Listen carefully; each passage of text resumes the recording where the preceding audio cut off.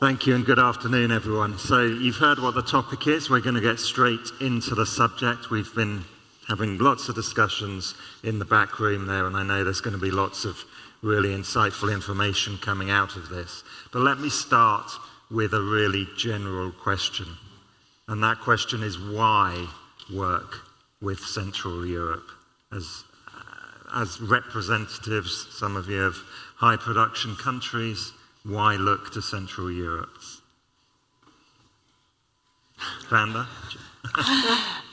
Yeah, I think we should, although that is not the best one would start to hear, but the first thing that would bring people in a new region, it would be the lower cost of production. And then, of course, it needs to be backed up with trust. And now this has started already, and that in the coming years, it could end up with more true co-productions where you need to have more the story as well that talks to more. So that we'll start with incentive from a lower cost to then joint effort or joint sense in the stories, and building a trust collaboration that would work for all. Okay. Steve, do you have an insight there? That's the correct answer. The other answer is it's full of great talent and great stories and you know, wonderful relationships and great writers and directors to work with. And those are the two answers to the question, really. Okay, fair enough. So we understand. From our perspective, that's definitely what we are aiming, is to nurture the talents. And in this region, it's a bunch of very talented people, but usually they don't get the chances they would get somewhere else. So this is something that with the companies that are now exploring the region in a sense, because I think it's still in the exploration phase, it's not the sustainable investment phase. We are still kind of looking and tackling and seeing how things work. We are getting there to actually discover that there are not only people capable of executing projects that have a lower cost. It's gonna help to maintain the cost lower, but it's now really getting to the next level, is actually seeing that you can work with those people beyond just being a service, but that they have their own original stories to tell. And we're certainly going to come on to some of those stories and specifics of the region with regard to creativity in a second. But before we do, can we talk about relationships? And by relationships, I mean business and how deals work and how co-productions can be structured. So we come on to co-production, which is an obvious way that countries, companies collaborate with one another. But beyond co-production, are there specific ways that one can work in the region through partnerships and other models? I think there's this natural or like already known collaboration, which is like the basic level is a service, where a lot of countries in the region, they have incentives, but this is something what interests more servicing companies. But I think all of us, we are more like oriented on creative side. We are producers who want to create the content. So we are interested to be part of the top of the whole thing when you are making movie or a series. Basically, influence the writing or develop the project ourselves and create it. We are facing some challenges in our regions, and maybe it's good to name it. But in terms of like financing, for example, in TV series or TV business, there has not been available public money.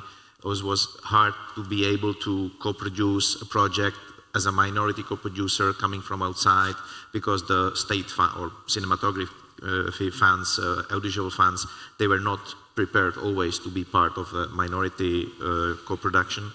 But it is improving, and coming all these all together. I mean, for example, in Czech Republic, and I'm sure it's the same process in the other Central and Eastern European countries. We are now introducing the new law. There will be more money on the selective support for TV. There is a lot of interesting television productions coming on. There is an investment from a private Voyo streamer, and there is actually higher investment from the commercial station as well. The public station is quite established, or they know how to do the co-productions. So if we find the right topic and right match, it's possible, and there is definitely a lot of great creative people who can contribute from our side. I have also the experience now that we have a project generated by Western or big production level country, and they were not able to close the financing, and we are now thinking to do the project in the Czech Republic with our creative input, doing it as executive producers, reformat it slightly, because we really have the people already available. It's not huge amounts of people, but we have creators who are able to do international projects. So maybe this project will happen in Czech Republic now. I can just say that from the perspective of somebody who's been involved in the market itself, while we are there in the co-production when it comes to the films, this is the basic model of the functioning, how you can create films. I think it's going to be a new chapter is what the Euromage is doing with the pilot series. So we will see more international drama series coming from the region, because even in this pilot program, you already have several countries from Central Eastern Europe that got involved in it. Like, I don't know, it's Slovakia, it's Hungary, it's Serbia. So I think we will be seeing more projects on international scale coming from the region. So because so far the public broadcaster had been also very modest in their incentives to collaborate and bringing international projects, but now I think this being driven by the producers, because this is what they did when it comes to the feature fiction films. This will also happen in TV series landscape. It's going to be a change. So you say the public broadcasters have been modest. Why? Why have they been? And what's changed? Because they were so focused on their local audiences. And now with the whole landscape being changed, with the streamers, that they are competing with streamers, they need to have some kind of content that can compete. I also think that the same model that is kind of normal in feature films.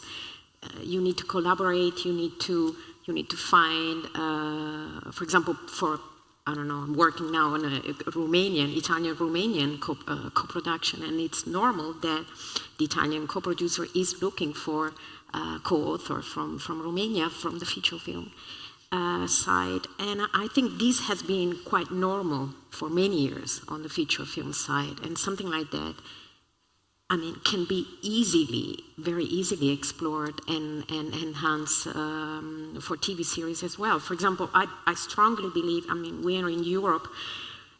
I come from Italy, and we're so close to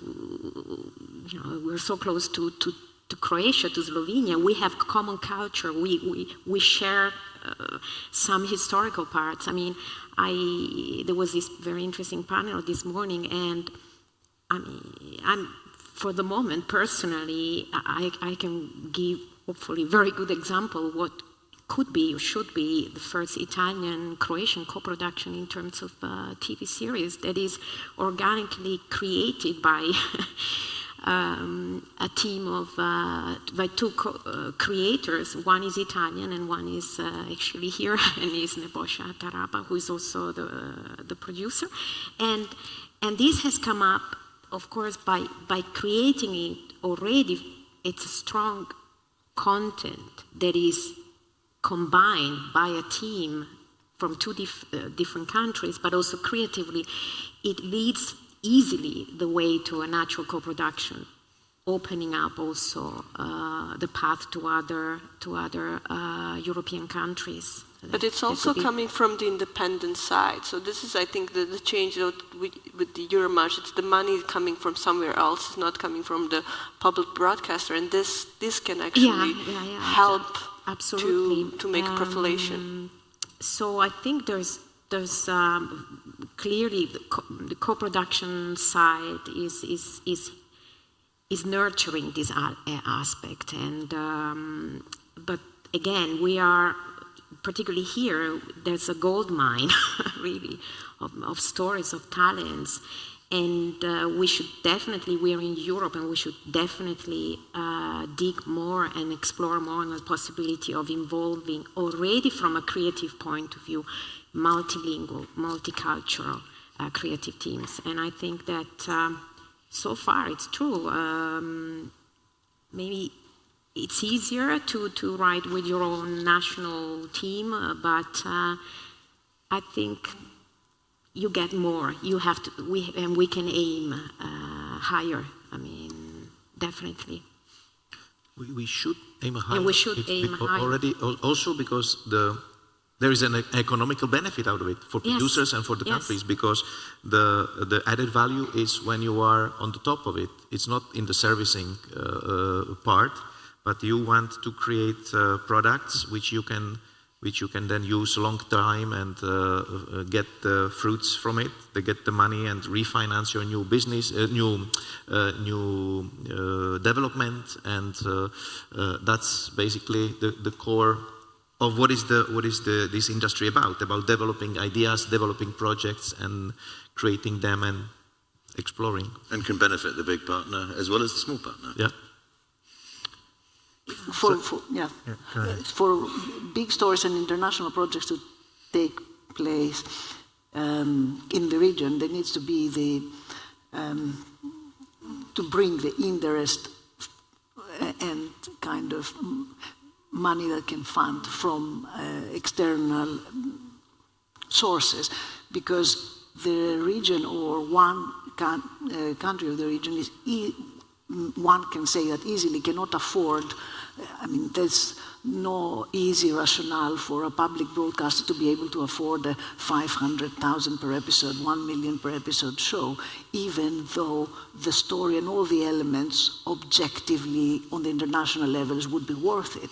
So, because just by the matter of population, the money on the region would be commercially low, there's an extra reason to go and make the stories international and make them appealing, so that there is the funding to then elevate it, to then create the trust, so that then you can sell more.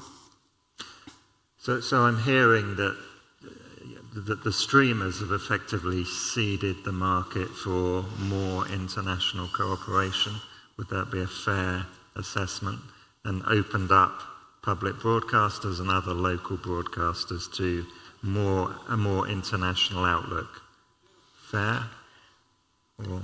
It's tricky in a sense that they started maybe acquiring but not that much producing. I mean, it depends if you are, but this is a very broad region, so if you think about Poland, yes, definitely they are investing, but if you are thinking about some other countries in the region, if they are acquiring not that much of producing, so it's also a question of the level of investments and how they are reaching their audiences. I mean, creating their audiences. Yeah, I mean, it's not. No one's saying it's easier. When I was with HBO Europe, we decided to come to the region. I came down here with a suitcase, having looked at an atlas to find out where Croatia was. We put an advert in the paper, and a crazy writer came in through the door and won our competition, and we made it. And it seems so simple then. That's what we were here to do, to fully fund shows. That's gone now. There's no doubt about it that's gone now. So it is much more of a co-production, a little bit of this, a little bit of game. But it's not I'd genuinely like to say to everybody, this isn't necessarily the most bleak news, because entrepreneurial producers that tend to come from small countries will find ways of doing it. If you guys are writers, you've got to be entrepreneurial as well about the kind of ideas that you're working on. But I think what is potentially good is the decisions of what stories are made are now going to be more varied. We're not stuck with 4 algorithms anymore. So I think there's hope in the darkness. I completely agree, and this is something that the recent example, it's like having Bosnia-Herzegovina is an extremely small market, but you have a telecom, BH Telecom, that started to invest into the series, and now the series is really one of the series, it's being now shown at HBO Max, and it's like really getting great views. So these kind of things can happen. I mean, it's just opening. I think there were so high hopes that they're going to come and that we are going to start all working for them, but also some other producers were, I would say, more, and some other investors use this opportunity, this vacuum of expectation smartly to do something concretely. If I can take on that, it's also the matter of continuity. This is a very important part in this industry. It's about the infrastructure which creates, the infrastructure, legal framework, and all the business models which are in that particular country or region. It's important that they lead to the continuity for all the people who are working in the industry. Because how can you run a company if, you can have one successful series, but then the interest from the broadcasters, there will be no there, basically because they totally change the strategy and they will just say, we will not do it. That's what, for example, happening with HBO now, just stop investment, And there are tools for it, even on the European level, which are not in all the countries very well applied.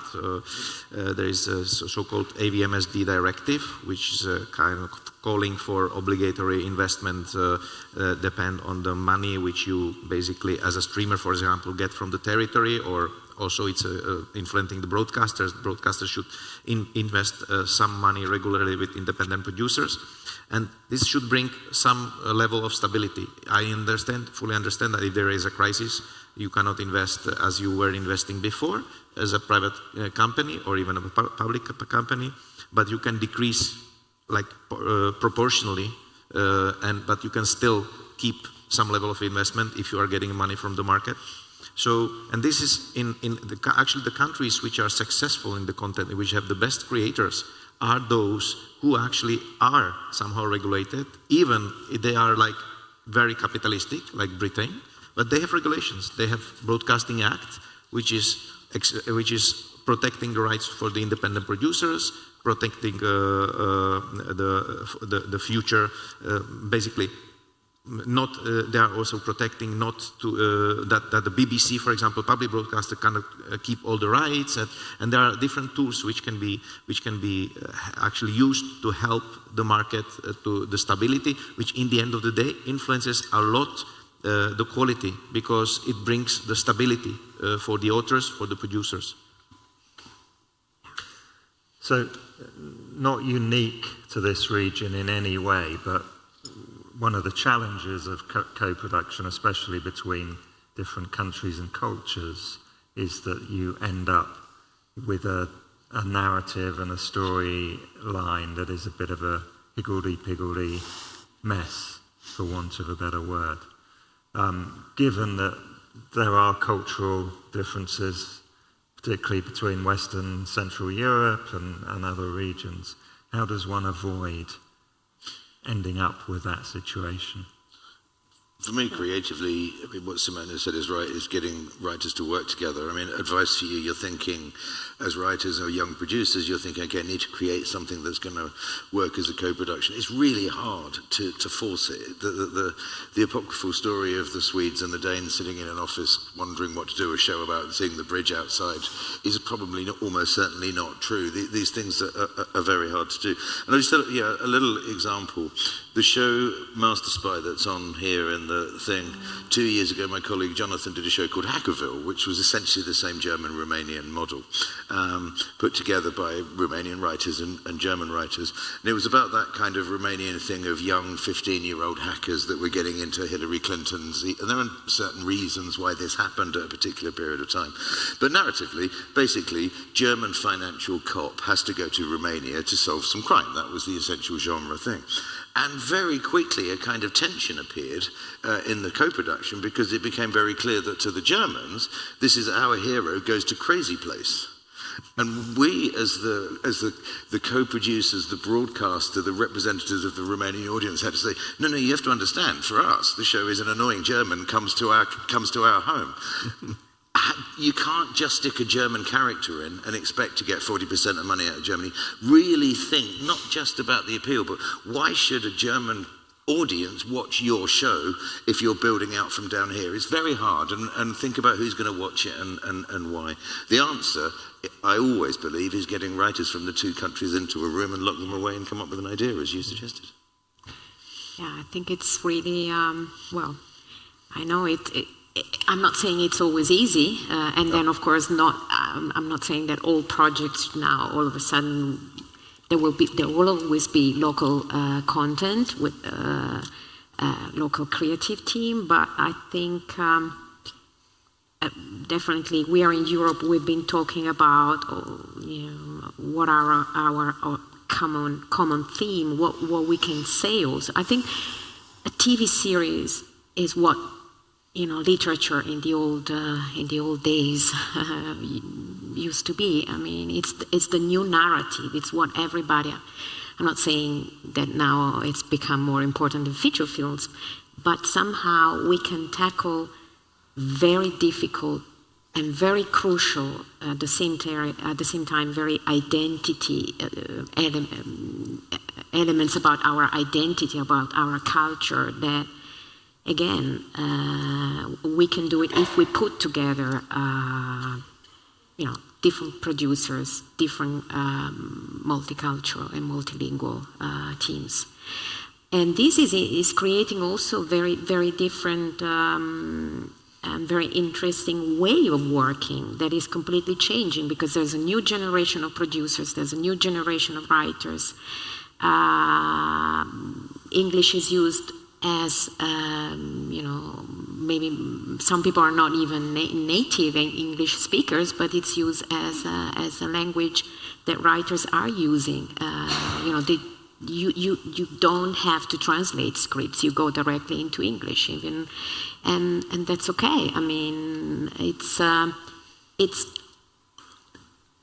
whole thing is changing, but it's changing because this is bringing something, I think it's something bigger to the table. I mean, something more important. And we can do it if we aim higher. And I think TV series can really do that. There is so much that can be still tackled about about our history, about our culture.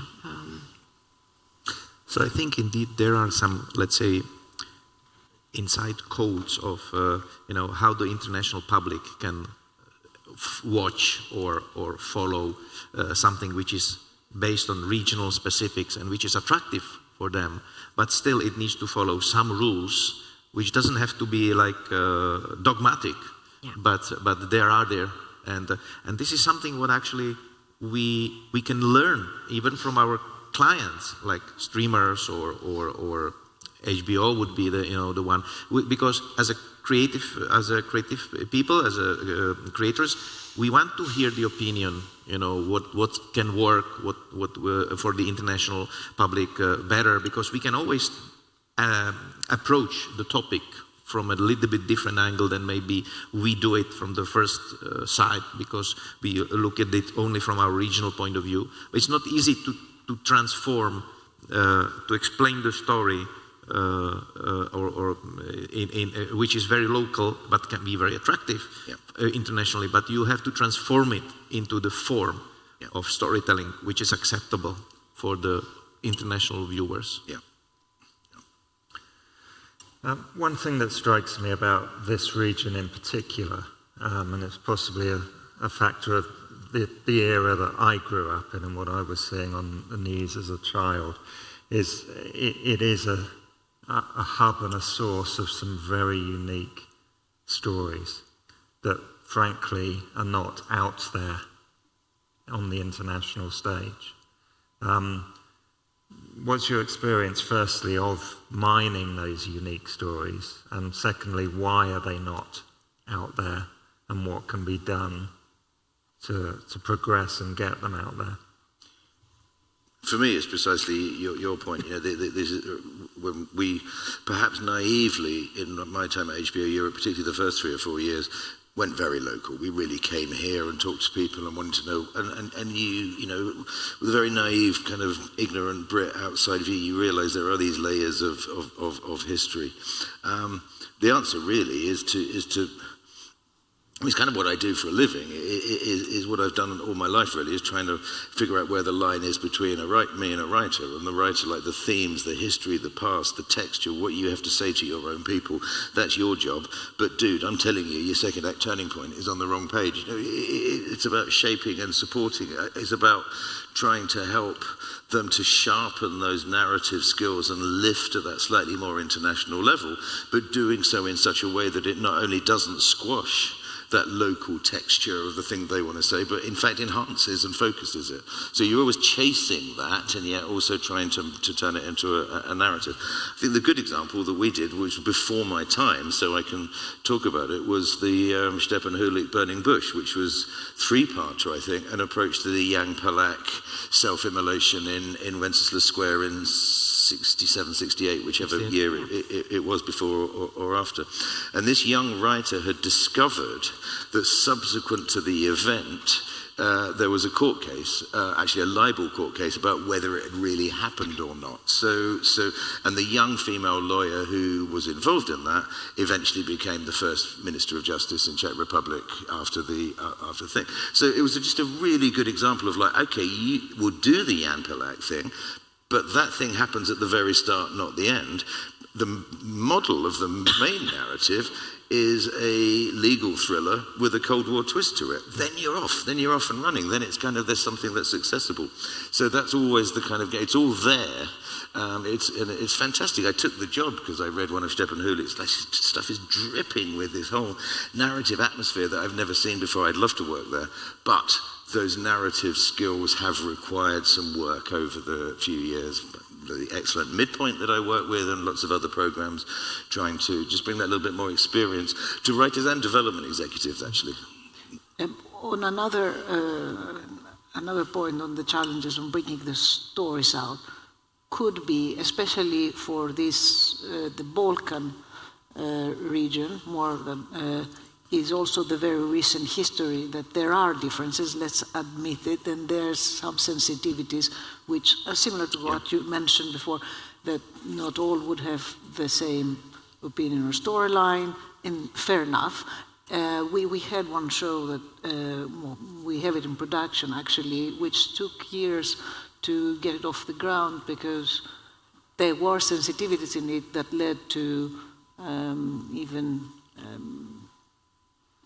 threats and whatnot, and that I suppose that could, it's not that I have a solution for that, but it could be a reason that it has slowed down taking true stories from the recent years out faster, despite that the rest of the world would be prepared to invest in them, in some connections with their part as well. If I can just add, this is something that those stories have ended up in films that would have been very successful internationally at film festivals. Yeah. But this is because the infrastructure for the TV series was non-existent.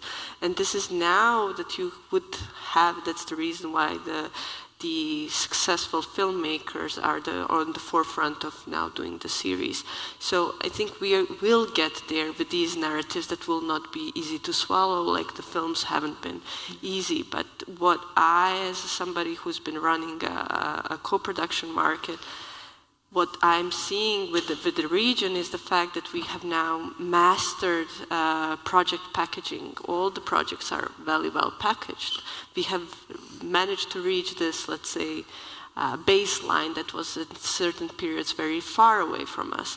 But this is also on potential lose of the quality of that hearty approach that those projects were having. So this is something that really, on one hand, yes, we can be part of it. On the other hand, it's something that you might lose something in this process. So this is something that really the filmmakers, the producers, the writers are kind of in the process of, we can be on the same level, but maybe we will lose something. And this is something that as producers have to have in mind, that this can happen in the process. Yeah, that's true. It's true. I was very interested in Content London last week, a message that came across which I thought was very good, which it was, yes, it's more conservative. Yes, everybody's got to be better than they were before. Yes, yes, yes, yes, yes. But writers, that doesn't necessarily mean you need to be timid. And I thought that was quite a good message to come across. So, you know, genre doesn't, I'm stealing from my own class tomorrow, but genre doesn't mean you need to be conservative and retreat. You should still be edgy, but art, it's got to be quality. Okay. Well, one of the key questions for external countries coming in, working in the region, high production countries working in the region, is how sellable or licensable that content is on the international stage. So what are you finding in terms of taking content that has been co-produced in this region onto the wider international marketplace, in terms of the reaction that you get? And by reaction I mean, yes, I want to buy that, yes, I want to pay you lots of money, yes, I'll even pay you as much as I pay for a production from the UK or Sweden. Well, what's going on in terms of trends there? I think that what you portrayed is not existent. We are not getting the same offers, or you had a great example of the last Socialist Artifact that won the Series Mania Best International. I mean, it's not that they've been, you know, acquired. I mean, they've been shown and stuff, but it's not that they've been offered like Western counterparts. Even if you get that, the recognition that they were competing with some other Western shows, the money on the table probably was not the same. But that's kind of the point in terms of high production countries coming in to work in the region. There has to be a return, and that return is partly driven by international saleability, the value that one achieves for the sale of that content. So what's missing at the moment? But currently, firstly, let's admit that all non-English language have some challenge in or at least on the fees. I know you mentioned not as much as a Swedish. Yes, true, a Swedish show would take more, but then still it would not take as much as a US. But what's missing, I think if there is a change that has started, but maybe not so much with the shows from this region to go external. This has started, let's admit it, with streamers taking shows internationally, or I don't know, I forget the name of the last HBO show that was this year out of Czech. Anyway. The Winner. Comedy. No. Anyway, but I think there has been a change, and if trust is created, then the shows will travel more. But I think to make them travel, you need from the start or early some external invested shareholders, stakeholders, sorry.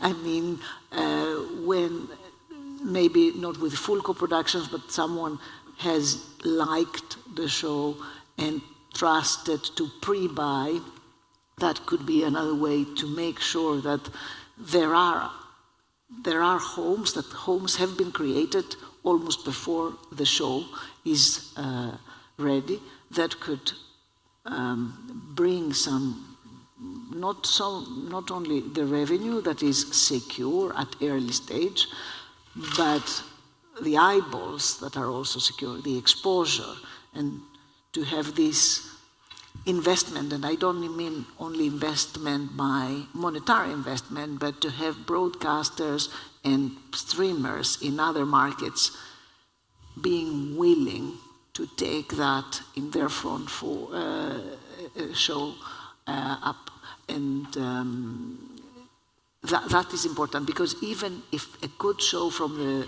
region that usually one is not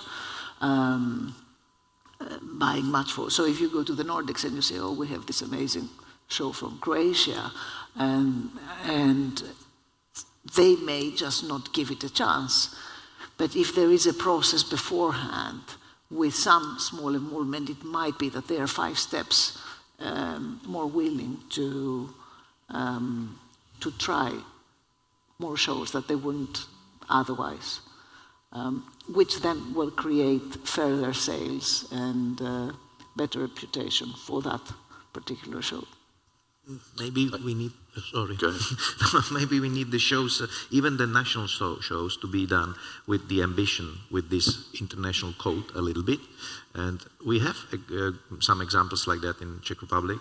Even our series from Dramedy is successfully sold around the whole world. Of course, we are now rather getting the money which are equal to like telenovela pay for episode, but it's, you know, it's opening the markets, and we are working with international sales companies, not only with the local ones. It has been a project which was co-produced with the public broadcaster, but we insisted it has to be sold with the foreign sales agent, and it's working.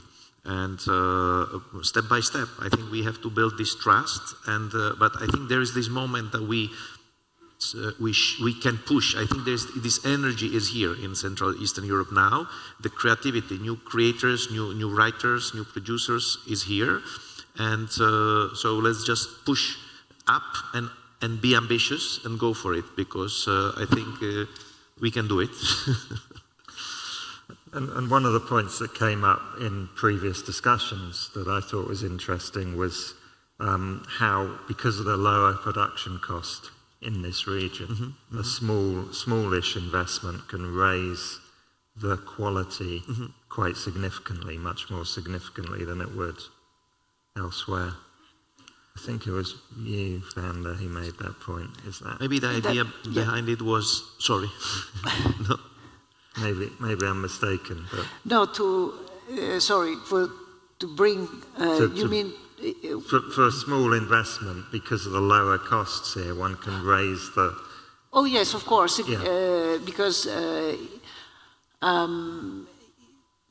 some fee that it might be low, relatively low for some other markets, could still be meaningful if it's added as a pre-buy, pre-sale of a show in a market where usually one would produce for a much lower budget.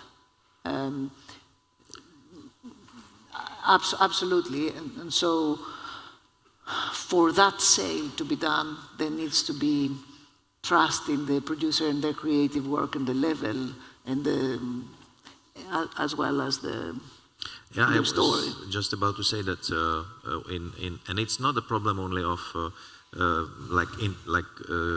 co-production with Central Eastern Europe, but I think it's something influencing it, that the broadcasters in other countries, in bigger countries, they are not ready, not prepared to take the opportunity of paying much less for the slot, for getting a very good quality of product, which can be co-produced, and they tend to have a higher budget and to have the creative control, like if it was fully commissioned. So maybe that was what you meant that we've discussed. So that this, and I see this is also a little bit opening, because the broadcasters, they have less money, so they are much more open to go that way.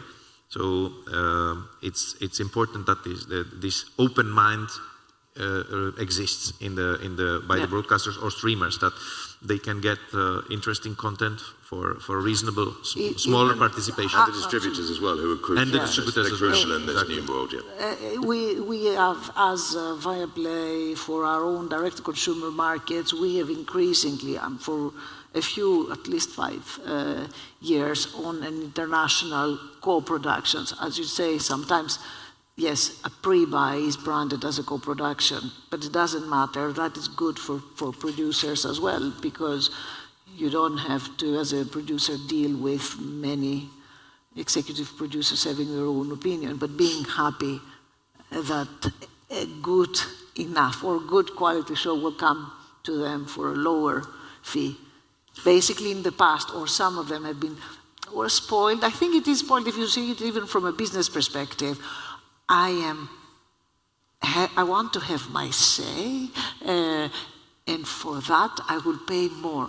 Well, what is the difference that is making in the business? I mean, I've questioned that in our companies a few years ago, and that I noticed that we would pre-buy a lot of really strong shows from the UK and other markets at very good price. And then there were a few that were truly co-produced for a much higher price. Well, the return for the business was much lower.